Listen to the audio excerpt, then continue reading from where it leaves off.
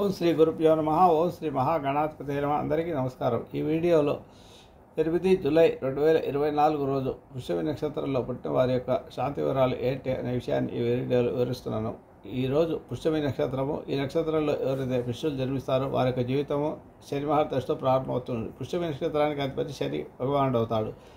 ఈ నక్షత్రంలో మొదటి పాదంలో పుత్రికాపుత్రులు జననమైన మేనమామ దోషము, రెండో పాదంలో శిశువు జనమైన తల్లిదండ్రులకు దోషము. ఈ దోషశాంతికి మహాన్యాస రుద్రాభిషేకము, నక్షత్ర నవగ్రహ జపములు, దానములు చేయాల్సి ఉంటుంది. గంధపు చెక్కను దానం చేయాల్సి ఉంటుంది. 4వ పాదంలో పుట్టిన వారికి దోషం లేదు, కానీ ఈ నక్షత్రానికి దోషం ఉంది కాబట్టి సామాన్య దోషం కింద శిశువు యొక్క తండ్రి శిశువు యొక్క ముఖాన్ని ఆద్యములో నూనెలో మంత్రములతో చూసిన తర్వాతనే డైరెక్ట్గా చూడాలి. ఇలా చూడడం వల్ల ఆ దోషం తొలగిపోతుంది. పురుషుడు పుట్టిన శరీర పుష్టి కలవాడు, కోరికలు ఎక్కువగా ఉన్నవాడు, స్థిరబుద్ధి కలవాడు, విజ్ఞానవంతుడు, పిరికివాడు అయి ఉంటాడు.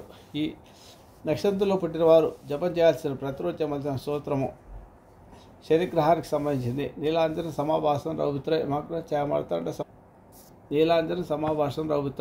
ఛాయమార్తాండ సంభూతం తం నమామి శనీశ్వరుని స్తోత్రాన్ని రోజుకు 27 సార్లు జపం చేసుకోవడం ద్వారా శనిగ్రహ దోషాలు తొలుగుతాయి. ప్రతి శనివారం అయినా చేసుకోవాలి, కనీసం రోజు చేసుకుంటే మంచిది.